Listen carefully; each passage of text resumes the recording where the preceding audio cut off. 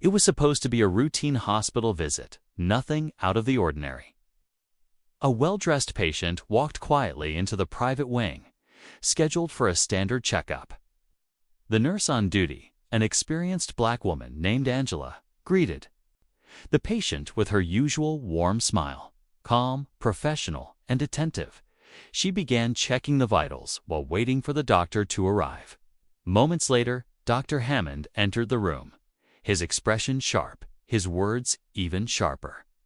Without warning, he dismissed Angela's questions and mocked her suggestions in front of the patient. His tone was loud, condescending, and coated with arrogance, as if trying to prove something. The patient, however, said nothing, just observed, quietly taking in every word. Angela's hands trembled slightly, but she stayed composed. This wasn't the first time she had been spoken down to, but something about today felt different. The air was heavy. The patient looked familiar, though neither Dr. Hammond nor Angela had placed him yet. The silence in the room grew, stretching out as Dr. Hammond continued talking over Angela, barely acknowledging her knowledge or role in the room. The humiliation wasn't just professional, it was personal, and the tension was undeniable. But what no one expected was who the patient actually was and the power he held to change everything. In just a few moments, the truth would begin to unravel. And when it did, the doctor would come face to face with the weight of his own actions. What happens next will not only shock everyone in the room, but will expose a deeper lesson about respect, dignity, and how quickly power can shift when truth steps in. Stay tuned, because what follows will challenge everything they thought they knew. Angela had been working at the hospital for over 12 years. She had seen it all: emergencies, heartbreaks, recoveries, and had earned the trust of countless patients. But no matter how experienced or respected she was, there were still moments like this where someone like Dr. Hammond felt the need to remind her of her place. He was new to the hospital, known for his Ivy League degree and short temper. Many admired his skills, but his attitude often left others walking on eggshells. Angela had tried to stay out of his way, but today there was no avoiding it. The patient, dressed in plain clothes and wearing a baseball cap low over his eyes, remained quiet, his expression unreadable. He watched Angela carefully, noticing her professionalism even in the face of open disrespect. She calmly continued her work, adjusting the blood pressure cuff and entering data into the chart. Dr. Hammond, however, continued to belittle her, throwing in subtle comments about how standards must be slipping and how some people only get jobs to check a box. Angela didn't flinch, but inside, the sting was real. What no one in the room realized was that the patient wasn't just anyone. He had come in without any special request or fanfare, deliberately using an alias on the appointment list. But behind the modest clothes was a man with serious influence, someone who had been watching the hospital for some time. He hadn't spoken yet, but when he did, his words would carry weight.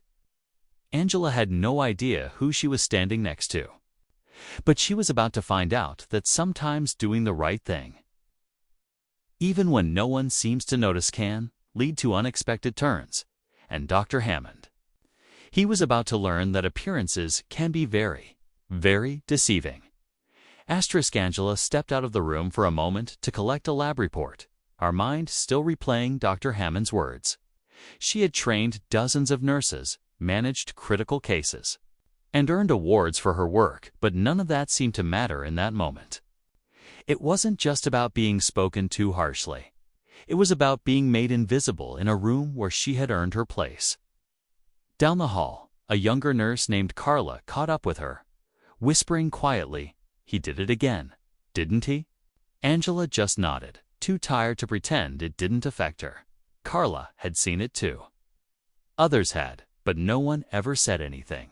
The fear of retaliation was real. Back in the exam room, the patient finally looked up at Dr. Hammond, still calm, still silent, but the look in his eyes shifted.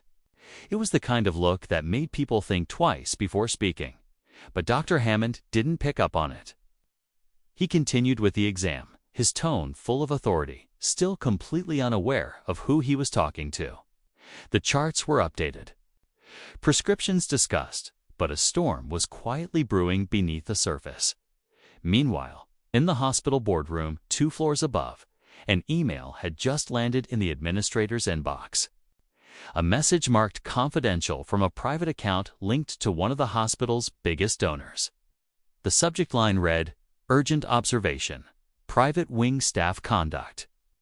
The administrator paused, sensing that whatever was inside might not just be about a routine complaint. Downstairs, Angela re-entered the room and politely handed the report to Dr. Hammond, who barely looked at her. But this time, the patient sat up straighter.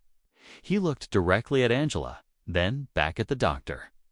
What he said next would shift the energy in the room, but not just yet.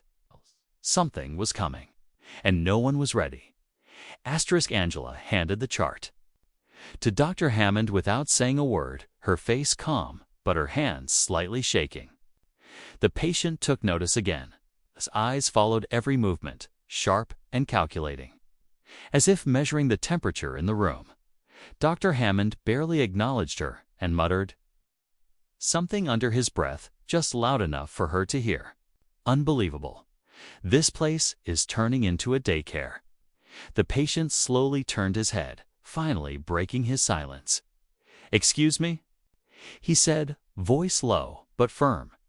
Dr. Hammond looked up, surprised by the interruption. "Yes," he replied, clearly annoyed.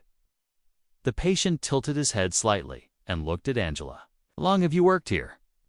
he asked. Angela blinked, unsure how to respond. 12 years, she said quietly. The patient nodded.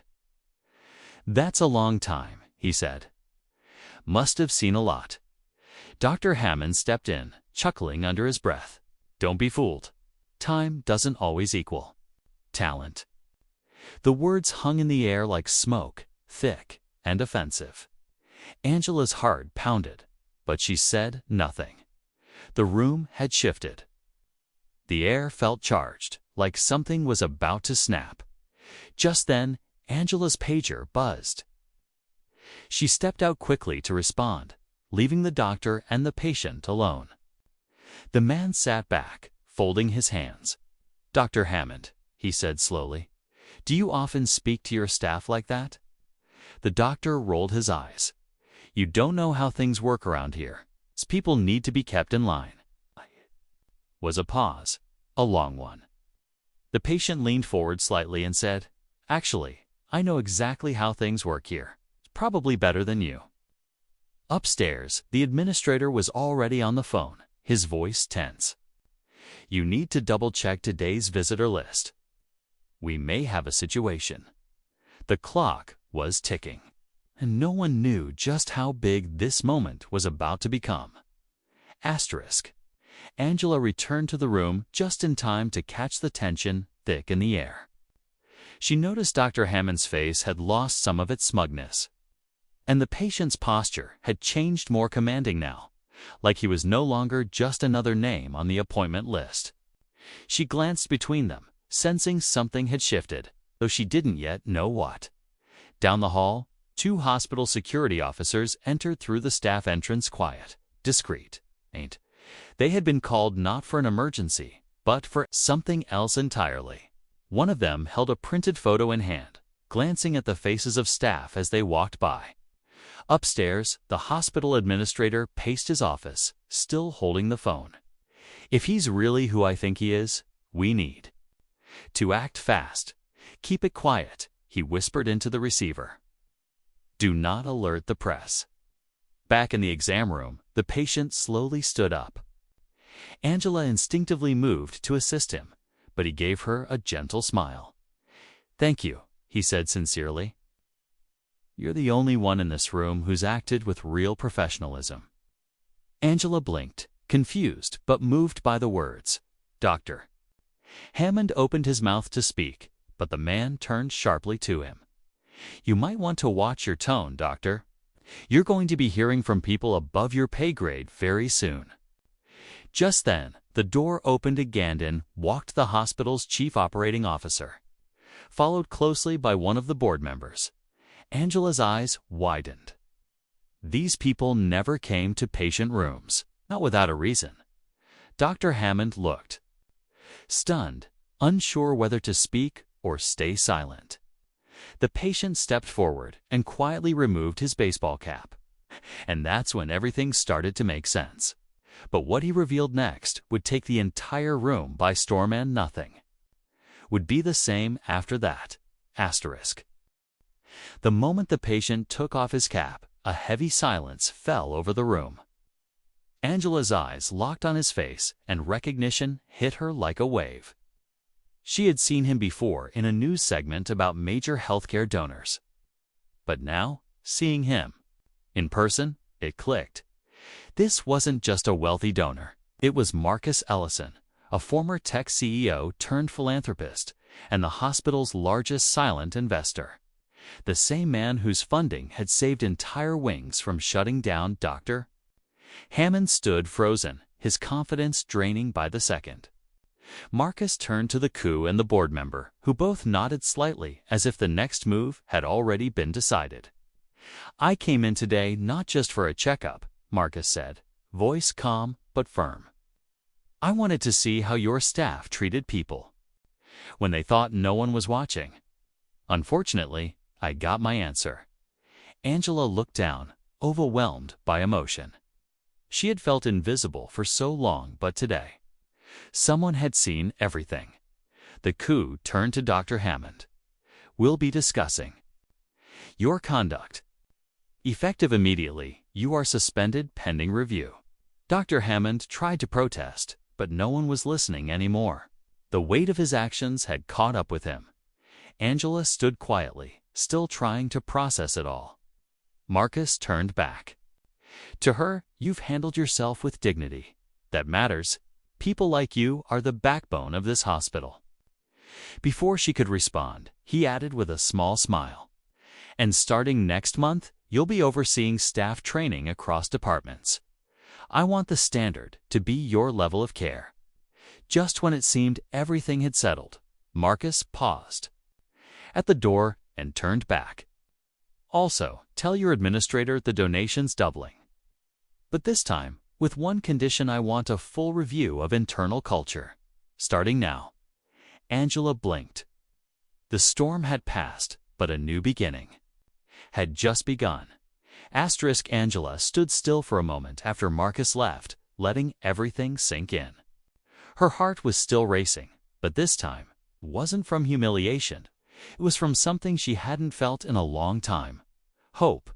Around her, the mood had shifted.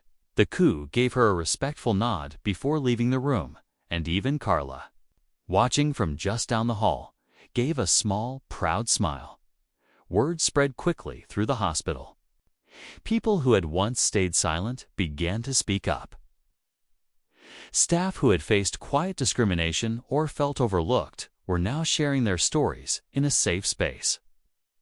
The internal culture review Marcus demanded kicked off within days, with new policies focused on accountability, respect, and inclusion.